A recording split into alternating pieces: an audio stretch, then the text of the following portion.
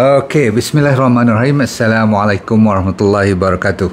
Saya ambil sedikit waktu, mungkin 10-15 minit sahaja untuk menceritakan berkenaan dengan 7 ataupun mungkin 8 kalau ada masa. Tetapi yang penting kita tahu semua yang saya cerita ni yang top sekali. Banyak makanan atau minuman, bahan-bahan lain yang akan menyebabkan liver ataupun kita punya hati ni rosak. Dahlah hati rosak pasal masalah penyakit hati, betul tak, yang sakit hati.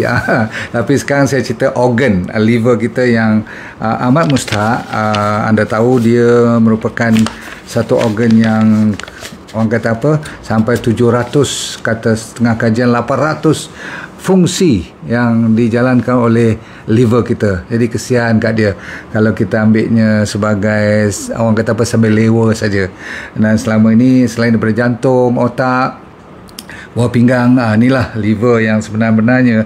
Kalau tak sihat, badan kita pun sure tak sihat. Okay? Sebab semua jenis bahan-bahan racun, bahan-bahan yang bertoksik, liver lah sebenarnya sebagai penapis aslinya. Selain pada buah pinggang pun nombor 2 dari segi toxicity, dari segi bahan-bahan yang beracun, toksik, yang inilah bermasalah untuk body kita, untuk sel-sel kita. Kelang utama ialah liver. Jadi kita nak jaga liver. Baik, apa yang kita makan seharian ataupun yang selalu kita kena, kita lupa. Nombor 1, dah ready belum? Untuk merosakkan liver, bismillahirrahmanirrahim, anda kena berhati-hati dengan bahan-bahan yang toksik di keliling kita dulu. Contoh, sebelum kita fokus pada makanan, tengok apa yang kita hidu dahulu. Okey, kalau kawasan rumah, dalam rumah, atau pakai bahan-bahan yang macam pencuci pinggan mangkuk, ataupun pakai sabun-sabun basuh baju, ataupun basuh badan kita sendiri mandi tu, cuba you tengok ada tak pewangi dia. Yang kita hidu tu, itu nombor 1. Pencuci lantai dan sebagainya. Banyak jenis-jenis sintetik punya pencuci ni kadang-kadang lagi, bukanlah saya kata jangan beli yang murah, tapi kalau lagi wangi, lagi murah, tolong berhati-hati. Pastinya bukan original, bukan organik.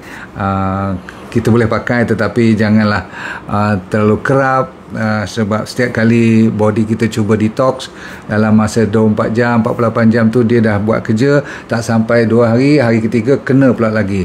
Dan sebagian daripada kita tu setiap hari kita pakai. Contohnya saya selalu menegaskan perfume. Okey, jangan melawak. Kalau dalam kereta tu, kalau you tengok, bukanlah saya nak kata, kalau yang gantung-gantung tu, kalau you rasa macam best je, okey, 3 jam you pergi balik Penang, 3 jam lah you bawa benda tu, jagalah. Sebab dalam tu, kalau you tengok betul-betul bukan yang essential oil yang sebenarnya, yang betul-betul tak original tu, tolonglah. Biarlah bau kereta kita tu tak berapa wangi pun tak apa. Pasal apa? Bau yang tak wangi ada satu cerita lain pula. Ada yang fungus, ada cendawan, ada mold, apa orang panggil, macam lumut-lumut semua tu di tempat mandi. You tengok tak, yang bocor-bocor, ada air semua tu, dia naik menghijau tu, itu adalah yang paling dahsyat untuk liver kita cuba buangkan. Sebab bila dah masuk bahagian bakteria, bahagian fungus, virus-virus tu, bakteria kena lawan. Sebab itulah liver boleh jadi hepatitis, faham tak? Boleh dapat penyakit-penyakit seperti sirosis, sehingga akan boleh jadi kanser pun. Baik, itu satu bahagian udara. Lepas tu minuman, banyak lagi yang saya tak akan cerita pada petang ni, tetapi saya habiskan. Ada banyak minuman yang bergula, yang ada synthetic sweetener. Sekejap lagi saya akan ulang lagi sekali. Tolong tolak ke tepi. Yang diet-diet Coke ke, diet soda ke, semua tu tolong. Okey, semua tu merosakkan liver kita. Termasuklah minuman energy drink. Pernah dengar energy drink? You suka energy drink yang mana? Cuba sebut sekejap.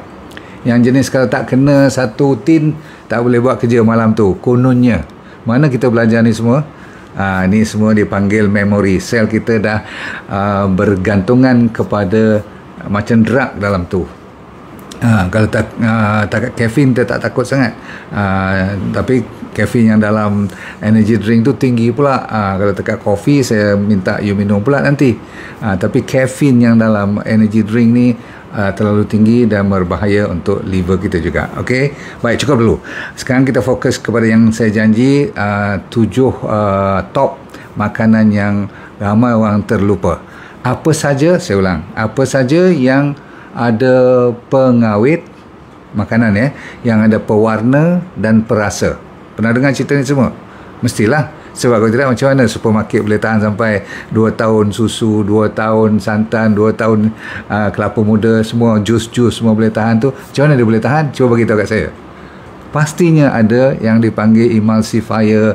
You nampak daripada atas bawah kuning, dia orange dia. Kalau orange original, kalau limau original, dia mesti akan tersebar dia punya color dia, yang gelap kat bawah, yang cerah kat atas. Kadang-kadang nampak air je kat atas, betul tak? You kena goncang dia, itu original, betul tak? Kalau you nampak semua color orange je, kuning je semua, confirm. Okay, so kalau you tengok, gunakan pemikiran you. Dan kalau you tengok label kat belakang, you tak boleh baca dan you tak faham apa dalam tu pun, berarti itu dah ada bahan-bahan sintetik yang you kena tolong. Kalau nak minum sekali seminggu tu takkanlah tak boleh. Tapi kalau jadikan hari-harian, you punya liver akan menangis nanti. Faham? Okey, satu, itu baru dia jaga bahagian bawaan yang you hidu. Nombor 2, you minum. Nombor 3, sekarang you dah mula makan. Dan bahan-bahan ni lah kadang-kadang ada, kalau sayur pun yang saya usul beli, atau makanan-makanan yang tak ada dalam tin, tak di supermarket pun, berhati-hati dengan pestisida. Kalau you dah tahu tempat tu Singapura tak mau terima, tahu Singapura dia check dulu kat dia punya border tu, kalau ni lebih pada sekian value dia, ada pesticide. Semua sayur-sayur kita ni ada je pesticide. Datang daripada Cameron Highland lah, datang daripada ladang-ladang besar-besar, tak mungkin, kecuali kalau dia dah certified tulis organic. Yang tu makanlah banyak mana pun. Tapi yang tak tulis organic tu, saya sendiri pun kena basuh dia. Yang saya cerita kat you dulu 4 cara tu. Apa dia? Garam dengan apple cider vinegar, cuka, baking soda, satu lagi ozone water. Yang saya buat dengan Rex water tu kan. Kenapa saya buat ozone water? Sebab saya nak basuh sayur dan buah-buahan kita. Baik. So anda dah tahu, itu kena jaga-jaga. Nombor 2 ialah, okay, ready? Semua jenis gula. Saya ulang, semua jenis gula akan merosakkan kita punya liver melalui konsep gula tu ditukar kepada glycogen. Tahu tak? Gula ditukar jadi glycogen, dan ini akan menyebabkan jadi fat. Bila jadi fat, itu yang dipanggil fatty liver. Dan bukan disebabkan makan banyak benda-benda yang berminyak ataupun berlemak sangat, tetapi kita lebih pada makanan orang Malaysia ataupun satu dunia sekarang dah terkenal dengan dia namakan gula. Yang lebih teruk ialah nama high fructose corn syrup. Perkataannya ialah corn, jagung. Nombor 2 ialah perkataannya nama high fructose, berarti fructose. Nanti bila you dengar fructose ni, you tak nak makan buah pula. Saya nak habiskan tentang buah awal-awal ni, cerita supaya you tak pening kepala. Buah boleh makan, kalau manis pun boleh makan, dengan syarat tak dijadikan jus. Bila you buang serat, dia akan terus tinggal gula saja, gula buah. Itu dinamakan fructose. Bila fructose campur dengan glukos, dia jadi sucrose. Sucrose itulah yang dinamakan table sugar. Yang you tengok gula pasir itu namanya sucrose. Dan di dalam sucrose ni ada 2. Saya kata apa tadi? Satu nama fructose, satu nama glucose. Kalau fructose saja, glycemic indexnya rendah. Maksudnya dia tidak akan melonjakkan you punya glucose secara cepat. Terutama sekali kalau you makan dengan buahnya sekali. Maksudnya dengan serat dia. Kan buah ada serat. Kalau you juskan dia, tinggal air saja, kemanisan tu, itu yang bahaya. Faham? Sebab tu saya tak suka you buat jus daripada buah, kecuali celery. Celery asal usul pun tak manis pun kan. Jadi kalau apa yang tak manis, kalau you buat katakan buah peria ke sayur peria tu you buat jus, kalau sayur-sayur yang kelak-kelak semua tu, itu tak ada masalah kalau you buat jus pun. So fructose, saya akan beritahu tadi, lebih kurang glycemic indexnya lebih kurang 19-20, berarti rendah. Kalau glucose tu dah 100 glycemic index, Faham tak? Dia cepat ambil je glukos, terus mencacak naik you punya glukos nanti. So saya nasihatkan, walaupun fraktus tu rendah dia punya untuk menyebabkan diabetes, tapi you kena hati-hati kalau dijadikan jus. So tak dibenarkan buat jus. Lagi benda-benda yang bergula semua, termasuk selalu saya kata yang menjadi mangsa kita ni ialah kita rasa tak ada gula dalam tu, padahal hampir 80% daripada makanan kat supermarket semuanya ada gula. Kalau tak gula betul, gula sintetik. Faham tak faham? Okey. Sebab apa? Tak akan sedap kalau dia buang lemak daripada dia kata low fat lah, dia kata low macam krim ni full skim milk dan sebagainya. Kadang-kadang dia orang gantikan dengan bahan-bahan yang bergula. Dia tak sebutlah nama gula, dia sebut nama-nama lain. Tetapi karbohidrat yang refine pun diiktiraf sebagai gula juga. Saya ulang, karbohidrat yang refine. Maksud saya katakan dia jadi potato is good, tapi bila dia jadi potato chips ataupun jadi french fries ataupun katakan ubi-ubi, semua cantik kan, tapi bila dia buat jadi tepung, lepas tu dah jadi halus, dah refine, lepas tu ada preservatif lagi, yang ni lah jadi tepung yang dah ditukar warna. Katakan datang daripada wheat, gandum, kadang-kadang datang daripada beras, kadang-kadang datang daripada corn. Okay? Semua-semua ni bila ditukar warna daripada asal, confirm dia mesti ada bahan-bahan yang untuk dia tukar warna, dia mencantikkan warna, melembutkan, ataupun supaya dia tidak caking, tahu tak? Dia tidak berketul-ketul. Macam mana you nampak tepung, beras semua ni, dia jadi cantik je, betul tak? Dan orang utara kata perui, tahu tak perui? You tabur dia masih lagi cantik, 5 bulan pun cantik lagi. Habis? Takkan dia tak tahu apa-apa dalam tu. So you kena berhati-hati. Apa saja yang ada berbentuk fraktos ataupun glukos, pendek cerita sugar lah. Dan you tahu sangat-sangat high fructose corn syrup, kalau you tengok HFCS kat belakang label tu, confirm you kena tolak ke tepi, terutama sekali kalau dah ada fatty liver. You boleh ganti dengan stevia, monk fruit, you boleh ambil xylitol, erythritol yang sederhana lah. Kalau banyak-banyak sangat pun bahaya juga. Yang paling selamat at the moment stevia dengan monk fruit. Okay. Ada satu lagi nama nectar agava, itu pun tinggi juga dengan gula. Okay, habis. Nombor 3 ialah minyak bijirin, minyak-minyak sayur yang telah ditukar wajah menjadi minyak yang cantik. Dalam you tengok dalam kontainer-kontainer tu berlambak-lambak, beratur je kat supermarket kita tu. Pastinya yang ni kalau kita pun, saya pun pakai juga, tetapi kalau boleh ambil lah minyak-minyak yang lebih selamat. Sebab minyak ni kalau orang kena liver problem, you tak boleh ambil langsung. Sebab apa? Dia telah dehydrogenated, maka minyak-minyak ni minyak yang dah rosak sebenarnya. Cuma boleh pakai untuk kita paling tinggi sekali goreng atau sekali kita nak masak. Okay? Kalau sampai berkali-kali repeated, memang teruk. Okay? Vegetable oil ni atau fat ni, you yang dengar perkataan corn oil, soya bean oil, canola oil, cotton seed, sunflower, banyak kan dia tulis kat situ kan, design cantik-cantik, murah pula tu. Ni semua telah diproses, dan kalau boleh berhati-hati sebab kadang-kadang dia ada glyphosate pun dalam tu. Sebab semua bijirin ni asal usulnya pokoknya telah dispray dengan gergasi-gergasi yang besar. Asal usul pun benih-benih dia dah patent, maksudnya dia dah kontrol semua satu dunia ni. Ingat tak ada negara yang boleh selamat kalau dia orang tak supply. Dan dia orang juga bukan supply biji, supply baja, tapi dia orang supply spray sekali. Glyphosate tu kalau you tahu adalah yang menyebabkan kanser. Sebab tu you tak heran sekarang klinik-klinik dan hospital kanser tak pernah yang tak penuh. Betul? Right. Dan dia banyak dengan omega 6. Kita nak cari omega 3. Baik. Nombor 4 sekarang. Ready? Kita dah pertengahan jalan, tapi dengar ni perkataan you mungkin tak pernah dengar. Soy protein powder. Orang yang suka ambil protein powder, dia nak sama ada nak tingkatkan berat badan ataupun nak turunkan berat badan, ada powder-powder yang dijual untuk orang-orang yang pergi gym. Ada satu lagi powder namanya whey protein. powder juga.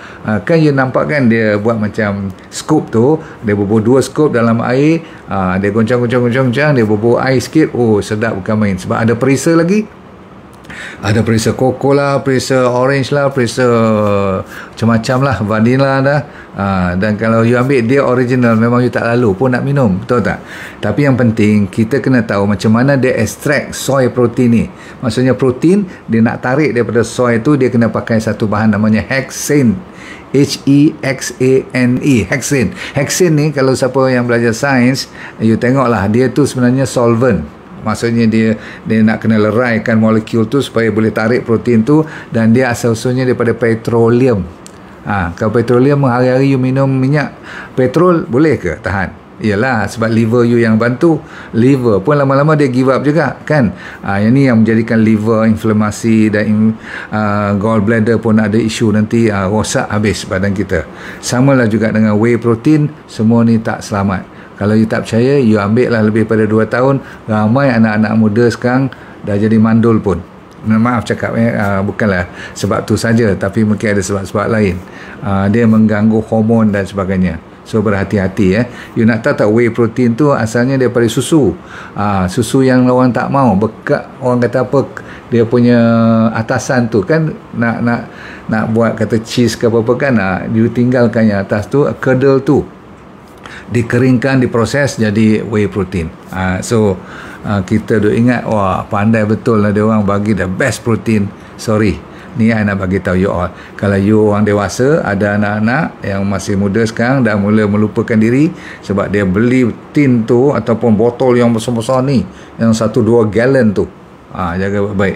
So tolong Nombor 5 ialah maltodextrin. Maltodextrin ni adalah, kalau diringkaskan, artificial sweetener, maksudnya synthetic sweetener. Maltodextrin ni kalau you baca betul-betul ada di mana-mana saja.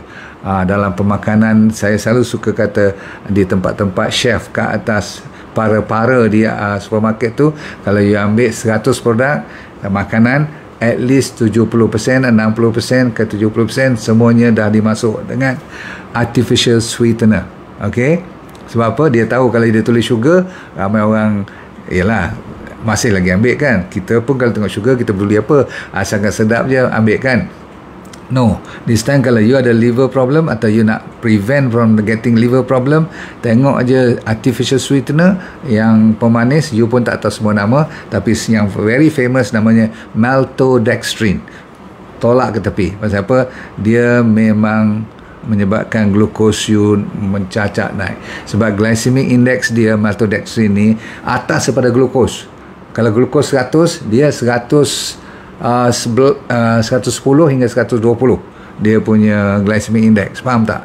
Minum je zoom dia naik, tapi you tak rasalah sebab dia dah campur dengan katakan biskut, dia dah campur dengan kadang-kadang dalam ubat-ubatan pun ada, jangan main dalam minuman, banyak makanan-makanan yang boleh bertahan dan rasa sedap dan manis dan lemak tu selalunya ada maltodextrin. Faham? Okey. Dan asal usulnya selalu daripada corn, jagung, daripada gandum dan daripada potato, kadang-kadang daripada beras pun dia buat. Dan semua-semua ni kadang-kadang you pernah dengar tak Splenda ni, sweetener yang dalam sachet kecil-kecil tu. Jadi semua-semua ni dia menyebabkan liver kita penat bekerja. Last 2, aflatoxin. Nombor 6, aflatoxin selalu didengar, saya hubung kaitnya dengan kacang tanah. Selalunya kacang tanah terkenal. Kalau yang dah berabuk, yang dah lama, dah nampak macam dia makan fungus, itu semua tu tanda tanya besar. Ada tak aflatoxin? Aflatoxin ni adalah satu bahan ataupun jenis fungus ni, kalau dia masuk dalam badan kita, kalau terlalu berlebihan dan liver tak boleh handle, dia akan jadi cancer of the liver. Macam? Okay. So, peanut 1. Nombor 2, jagung pun kena hati-hati. Alright? Kalau you ambil peanut yang organik, kalau dia confirm, atau jagung yang organik, tak ada masalah bagi saya. Sebab tu saya tak pernah cuba mengharamkan. Kita bukan ada kuasa pun mengharamkan makanan apa-apa. Tapi setengah guru-guru mazhab dia kata, don't touch it. Tak boleh juga. Saya cukup pantang kalau orang kata don't touch fruits. Sebab apa? Di syurga pun ada buah-buahan. Takkan kalau di syurga ada buah-buahan, kat dunia Tuhan bagi buah-buahan, tak boleh kita ni makan sedikit sebanyak, betul tak? Itu kadang-kadang mungkin ada quote, kita bila taksub kepada sesuatu kepercayaan ni, kita kena tengok sains dia. Faham? Dan bukan takat sains saja, kita berbalik kepada Quran juga. Kalau dia dah kata buah kurma dalam tu, dia dah kata lebah dalam tu, yang kita ni gila-gila kata jangan ambil lebah. Sebab apa? Kita kesian kat lebah tu. Sebab apa? Lebah tu kena kerja penat. Tuhan dah jadikan setiap sesuatu yang dia anugerah kat kita tu, dia dah atur dah.